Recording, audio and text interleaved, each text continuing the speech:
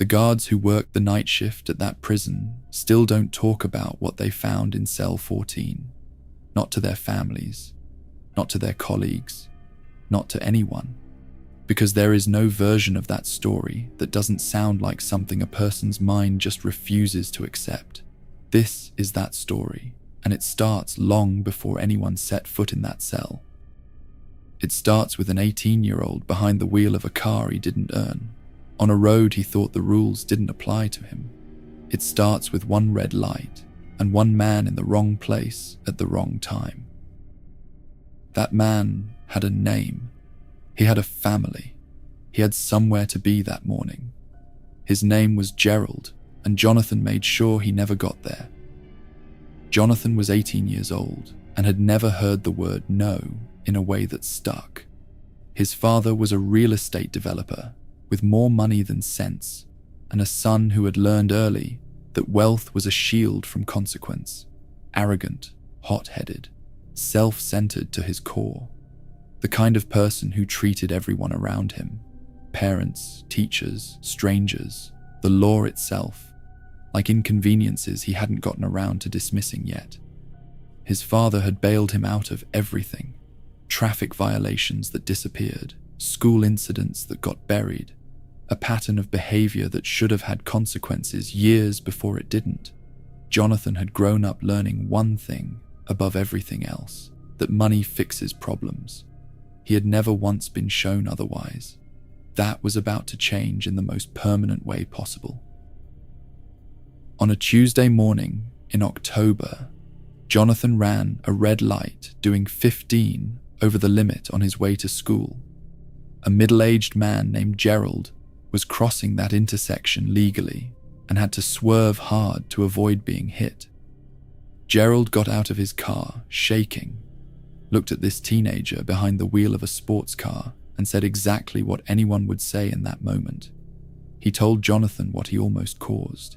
He told him he could have killed someone. Jonathan's response was to follow him. He chased Gerald down 2 blocks and cut him off on a side street. Both men got out.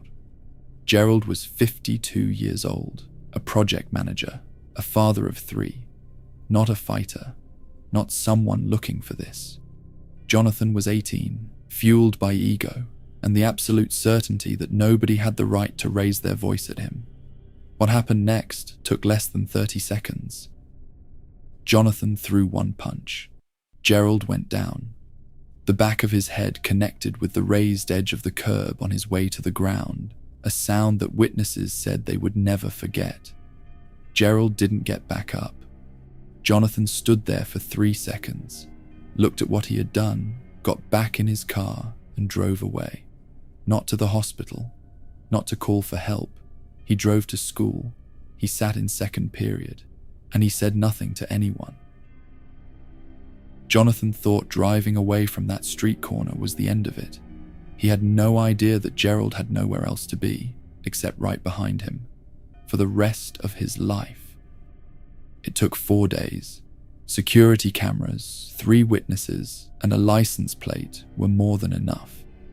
When the detectives walked into Jonathan's school and found him at his locker, he didn't look scared. He looked annoyed, like someone had interrupted something more important.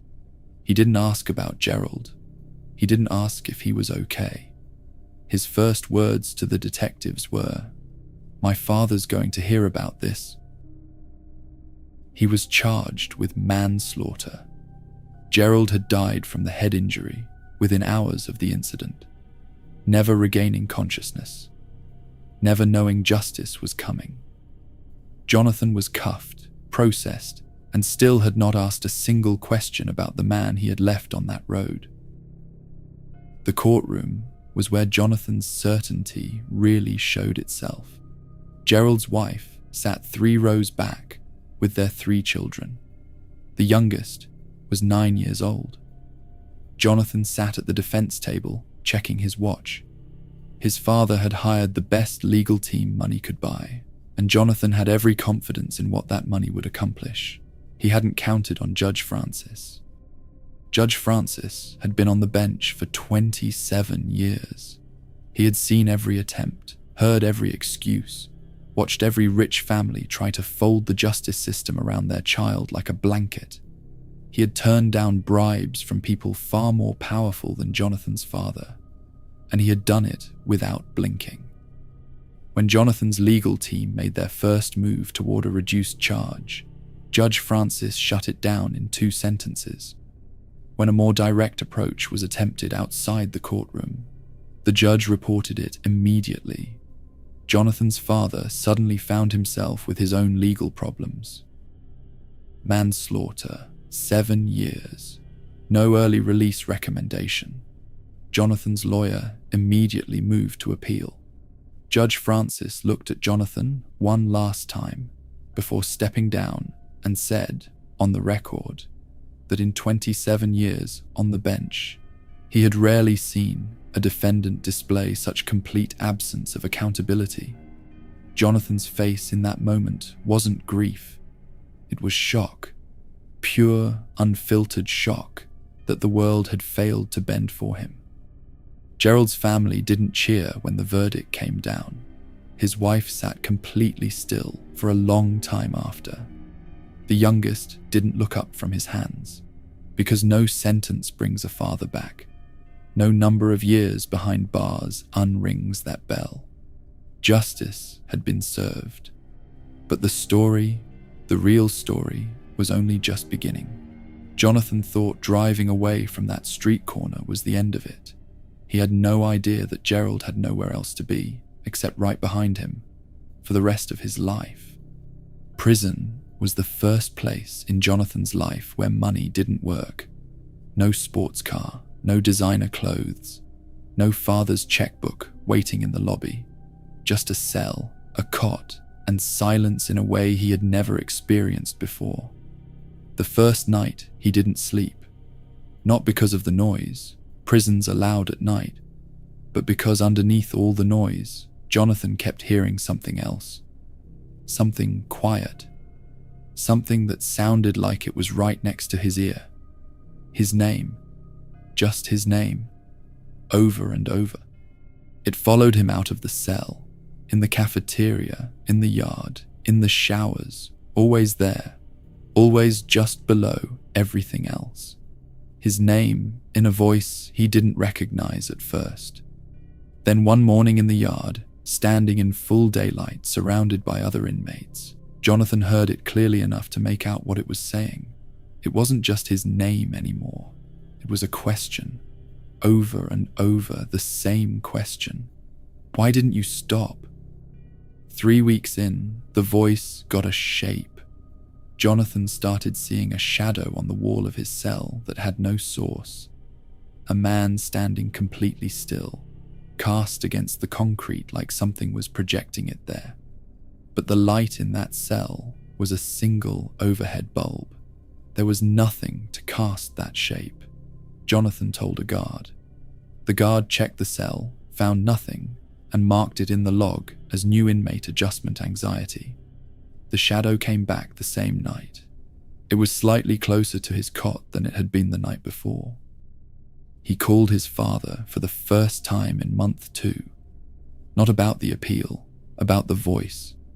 His father told him he was stressed, told him it was psychological adjustment, told him to see the prison counselor and stop embarrassing himself. Jonathan hung up the phone and stood in the corridor for a long time. When he turned around, the shadow was at the end of the corridor, waiting. It had a shape now that was starting to look less like a shadow and more like a man. By month 3, the shadow had become something else. Jonathan started seeing him in the yard. Not just a shape anymore, but a figure. A man in a suit, standing at the far end of the yard watching him.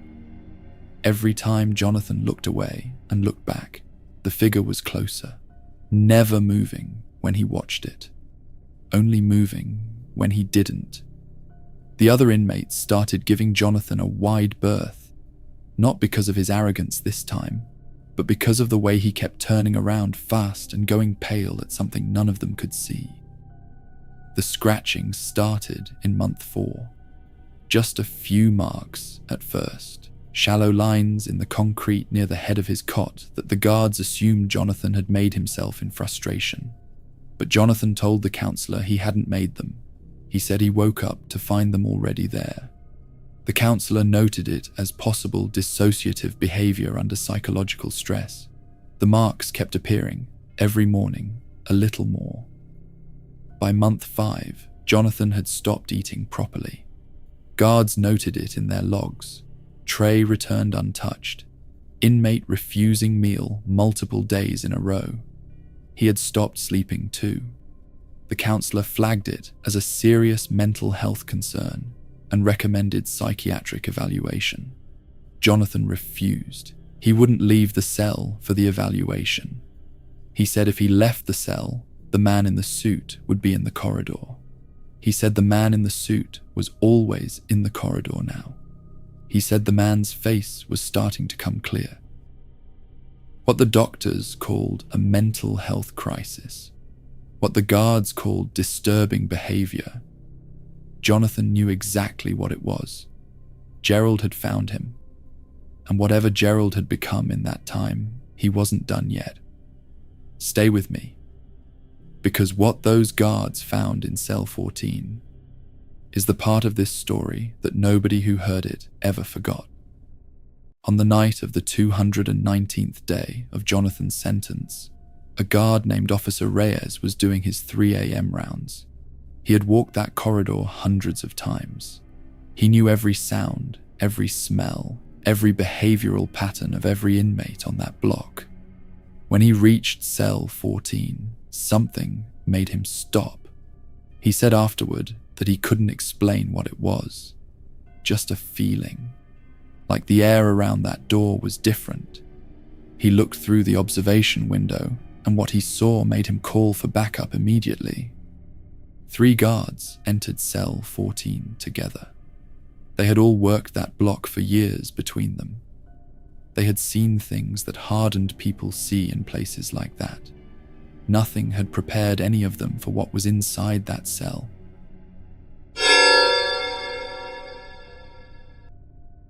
Jonathan was sitting in the corner of the cell, not slumped, upright, perfectly upright, back straight against the wall, like something had arranged him that way. His eyes were open. Officer Reyes said he knew immediately something was wrong, beyond anything medical, because of Jonathan's eyes. Both of them completely white. No color, no iris, nothing, just white. Staring straight at the cell door, like he had been watching it for a long time. Then the guards looked at the wall behind him, and that is the part that none of them have ever fully been able to explain to anyone.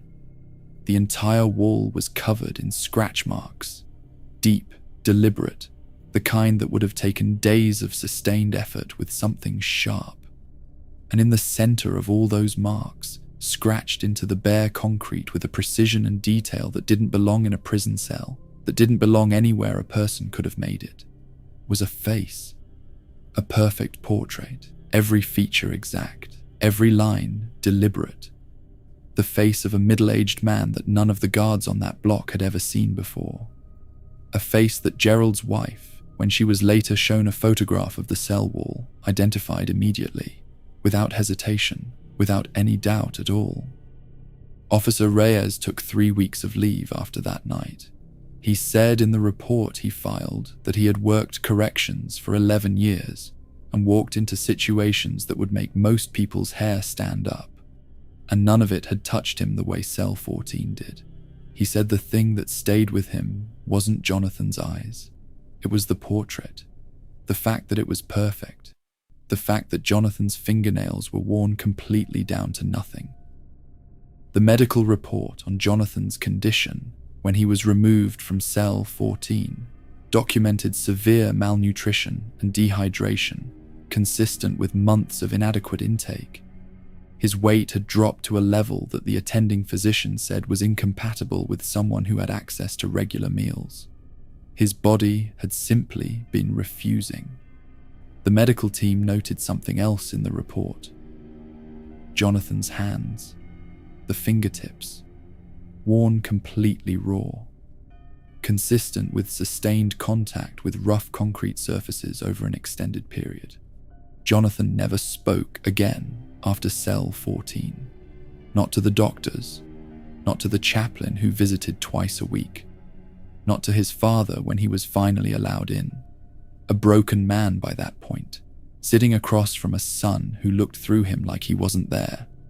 The psychiatric evaluation that had been refused for months finally happened. The doctor's report used the phrase profound dissociative withdrawal, a complete retreat from external reality. In plain terms, whatever had been Jonathan was no longer present. Something had taken everything he had and left nothing behind. Gerald's wife was informed of Jonathan's condition 6 months after the incident in cell 14. She didn't comment publicly. A family friend who was with her when she heard said she sat quietly for a long time and then said, "I just wanted him to understand what he took." She never expressed satisfaction, never expressed joy, just that one sentence, that she had wanted him to understand. Whether he ever did, in whatever was left of him in that cell, nobody can say. But something in that cell understood something. The portrait made sure of that. Cell 14 was repainted and returned to service. New paint over everything. New inmates cycling through. The prison never officially acknowledged what the guards found that night. It was logged as a medical incident, and the details were buried in paperwork the way institutions bury things they can't explain. But Officer Reyes, who transferred to a different facility 6 months later, said one thing in the only interview he ever gave about that night. He said, "I've thought about it every day since. Not about Jonathan, about the portrait. Because whoever made that portrait, whatever made it, they didn't do it out of anger. They did it so that Face would never be forgotten. So that even in the place where Jonathan thought he could disappear from what he did, Gerald was right there on the wall, right behind him, every single night. The paint is fresh in cell 14. The wall is clean, but some things don't stay covered. Some faces refuse to disappear. And Gerald, mild-mannered, briefcase-carrying, father of 3 Gerald, turned out to be the most patient man in that entire building. Until the next whisper, subscribe.